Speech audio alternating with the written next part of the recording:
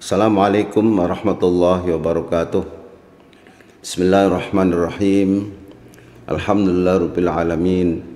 Wassalatu wassalamu ala asyrafil anbiya'i wal mursalin sayyidina wa maulana Muhammadin wa ala alihi wa ashabihi ajma'in. Rabbi shrah li sadri wa yassir li amri wa hlul 'uqdatam min lisani yafqahu qawli. Amma ba'd. Para pemirsa kaum muslimin yang berbahagia, marilah kita senantiasa memanjatkan syukur kehadirat Allah Subhanahu wa taala atas berbagai nikmat yang diberikan oleh Allah kepada kita sekalian. Nikmat yang diberikan oleh Allah kepada kita tiada henti-hentinya, sampai-sampai kita tidak bisa menghitungnya. Wa in ta'uddu ni'matallahi la tuhsuha. Kalau kau akan menghitung-hitung nikmat Allah, tentu tidak akan bisa. Maka itu kita pun wajib bersyukur dengan tiada henti-hentinya pula. Para pemirsa yang berbahagia, dalam kesempatan pengajian kali ini saya sampaikan tentang hakikat dan tujuan berpuasa. Kalau kita cermati di dalam ayat Al-Quran dan juga hadis-hadis Rasulullah SAW yang terkait dengan masalah puasa Ramadan ini, maka sebenarnya kalau kita lihat hakikat dari puasa itu adalah menahan diri, imsak, al-imsak itu. Imsak itu artinya menahan dari hal-hal yang dilarang oleh Allah Subhanahu wa taala ketika kita sedang berpuasa. Tidak melakukan sesuatu yang dilarang oleh Allah, dan itu dilakukan atas dasar perintah Allah Subhanahu wa taala. Oleh karena itu, orang yang namanya puasa itu intinya adalah, hakikatnya itu adalah menahan diri, menahan hawa nafsu dari hal-hal yang membatalkan puasa maupun yang menghilangkan pahala puasa. Yang membatalkan puasa itu terkait dengan masalah-masalah lahiriah, jasmaniah, seperti makan, minum, hubungan seksual dengan suami istri. Itu terkait dengan masalah fisik, masalah lahiriah. Tetapi juga ada yang tidak ada kaitannya, tidak terkait fisik, tetapi lebih pada batiniah.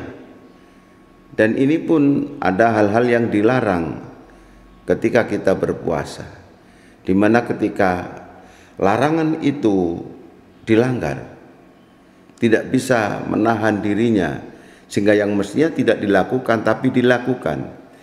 Itu kalau yang bersifat fisik akan berakibat puasanya batal.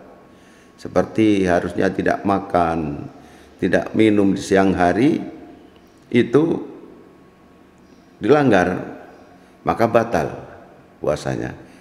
Tetapi yang terkait dengan masalah batiniah, seperti kita dilarang ketika berpuasa untuk tidak marah, tidak berbohong, tidak ghibah, tidak namimah. Ketika itu kita tidak bisa menahan diri, hawa nafsu kita tetap melaksukan itu, maka akan kehilangan pahala puasa, sehingga puasanya menjadi sia-sia. Maka itulah sebenarnya hakikat puasa itu justru intinya pada kemampuan menahan hawa nafsu kita dari hal-hal yang bisa membatalkan puasa maupun yang merusak pahala puasa. Kalau ibadah-ibadah yang lain itu adalah diperintah untuk melakukan, mengerjakan. Tetapi untuk puasa justru kita diperintah untuk tidak melakukan. Kalau ibadah-ibadah seperti sholat, membayar zakat, kemudian haji, kita disuruh melakukan sesuatu gerakan, melakukan suatu perbuatan. Ketika kita sholat, kita supaya diperintah sholat, awali dengan takbir, diakhiri dengan salam dengan syarat-syarat tertentu. ketika haji dan seterusnya. Itu supaya ada melakukan perbuatan-perbuatan ataupun hal-hal yang memang menjadi ketentuan-ketentuan ibadah itu. Tetapi ketika kita puasa justru sebaliknya, kita diperintah jangan melakukan hal-hal tertentu. Tadi yang saya katakan itu, hal-hal yang membatalkan puasa maupun hal-hal yang menjadikan hilangnya pahala puasa. Para pemirsa yang berbahagia, kalau kita cermati pula sebenarnya ketika kita diperintah oleh Allah untuk tidak makan, tidak minum, tidak melakukan yang membatalkan puasa maupun yang menghilangkan pahala puasa, ini sebenarnya juga sebuah pendidikan dalam kehidupan kita untuk taat kepada Allah. Sampai-sampai ada hal yang harusnya, yang biasanya di luar puasa boleh dilakukan, seperti makan dan minum, berkumpul suami istri, itu boleh, bahkan bisa mendapat pahala dalam hal-hal tertentu. Tetapi ketika sedang berpuasa tidak dilakukan, tidak boleh dilakukan itu. Yang tidak boleh dilakukan ketika kita berpuasa itu ada hal yang khusus ketika berpuasa, ada yang sifatnya umum walaupun tidak puasa pun tidak boleh dilakukan, seperti mencuri, membunuh, mabuk, berzina dan seterusnya. Nah, ini pendidikan untuk setiap saat, apapun yang diperintah oleh Allah laksanakan, apapun yang dilarang oleh Allah untuk ditinggalkan. Begitu pula kaitannya dengan masalah yang bersifat batiniah, ruhaniyah. Kita jangan ghibah, jangan berdusta, jangan namimah. Kita mengendalikan diri kita untuk tidak melakukan hal yang seperti ini. Terkadang kita juga kesulitan. Kita sering tidak terasa melakukan hal-hal yang sebenarnya itu dilarang oleh Allah. Tetapi kita sering melaksanakannya, sering melanggar. Bahkan sering kita merasa itu sebagai sebuah kebiasaan.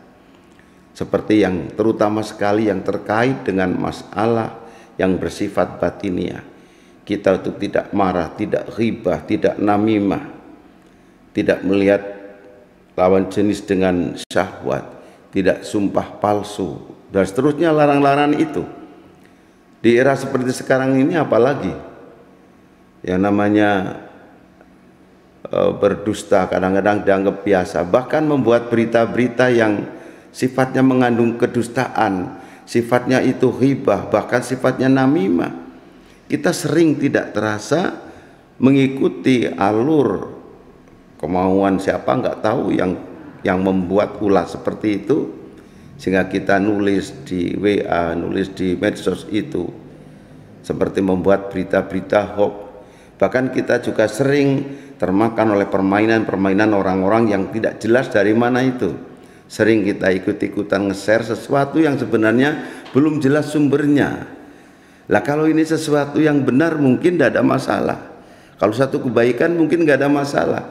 Tapi kalau itu sebuah kebohongan, bukankah kita ikut menyebarkan kebohongan berarti? Kalau itu sesuatu yang mengandung adu domba, mengandung fitnah, bukankah kita berarti kita ikut menyebarkan adu domba satu dengan yang lain? Maka itulah kita mesti berhati-hati, apalagi ketika kita sedang berpuasa nih. Kita dididik, kita dilatih untuk jelas taat kepada perintah Allah dan Rasulnya dalam melaksanakan kehidupan kita sehari-hari. Yang perintah kita sudah laksanakan sesuai dengan tuntunan, dan yang dilarang kita tinggalkan. Oleh karena itulah kita sebagai seorang yang beriman, seorang yang kita senantiasa berikhtiar untuk menjadi seorang mukmin, seorang muslim yang baik. Dan puasa kita mendidik kita menjadi orang yang senantiasa taat kepada Allah. Dengan cara apa? Kita merasa Allah senantiasa hadir di tengah-tengah kita. Karena kita dididik ketika puasa, di siang hari seperti ini, tidak makan, tidak minum. Kenapa? Karena Allah. Walaupun ada makanan, ada minuman, dan itu milik kita sendiri, nggak ada orang yang melihat. Tapi karena kita sadar Allah senantiasa hadir, senantiasa Allah melihat kita, kita tidak makan, tidak minum semata-mata karena Allah. Kejujuran seperti inilah hakikat dari puasa yang diperoleh dari puasa itu. Kedisiplinan, betapa orang yang berpuasa itu sangat disiplin. Pagi hari ketika waktu sahur, terbangun agak kesiangan, kita lalu tidak sahur karena sudah terlambat waktunya makan sahur. Begitu pula ketika berbuka puasa, mestinya kita sudah sangat lapar dan sudah tersedia makanan, tetapi kita tidak mau makan, tidak mau minum karena kita tahu belum saatnya berbuka puasa, dan itu kalau dilakukan akan berdampak puasanya menjadi batal. Hal-hal yang seperti inilah hakikat puasa ini. Kalau bisa kita transfer dalam kehidupan sehari-hari, maka insya Allah kita akan bisa tercapai tujuan puasa kita, yaitu la'allakum tattaqun, untuk menjadi orang yang bertakwa kepada Allah Subhanahu wa taala. Untuk menjadi seorang yang bertakwa kepada Allah berarti orang yang siap melaksanakan perintah-perintah Allah dan siap pula meninggalkan hal-hal yang dilarang oleh Allah Subhanahu wa taala. Puasa kita hakikatnya adalah mendidik kita untuk menjadi orang yang bertakwa seperti itu. Maka itulah para pemirsa kaum muslimin yang berbahagia, mari kita senantiasa membuat puasa kita ini menjadi puasa yang bermakna, membuat puasa kita itu menjadi mempunyai asar, mempunyai labet, mempunyai bekas yang positif terhadap kehidupan kita sehari-hari. Sehingga kalau kita lihat puasa kita, apakah puasa kita ini diterima atau tidak oleh Allah Subhanahu wa taala, ya nanti ketika kita selesai puasa, adakah kehidupan kita lebih baik daripada sebelum kita puasa? Kalau puasa kita diterima oleh Allah, insya Allah akan mempunyai asar yang sangat positif, yaitu menjadi kita lebih baik, menjadi kita lebih hati-hati dalam kehidupan kita sehari, karena kita sadar betul yaitu Allah senantiasa mengawasi kita semuanya, dan apapun yang kita lakukan kita sadar pasti Allah mengetahuinya. Sekecil apapun perbuatan baik pastilah ada catatannya di sisi Allah, dan sekecil apapun perbuatan salah, perbuatan dosa, ada pula catatannya di sisi Allah Subhanahu wa taala. Inilah hakikat puasa kita yang sesungguhnya, mendidik kita menjadi orang yang senantiasa diawasi oleh Allah, sehingga mendorong kita untuk bertindak hati-hati sesuai dengan apa yang dikehendaki Allah Subhanahu wa taala. Mudah-mudahan kita termasuk orang yang bisa mewujudkan tujuan puasa kita menjadi manusia-manusia yang bertakwa kepada Allah Subhanahu wa taala. Terima kasih atas perhatiannya. Mohon maaf kalau ada yang kurang berkenan. Wallahul muwaffiq ila aqwamit thariq. Wassalamualaikum warahmatullahi wabarakatuh.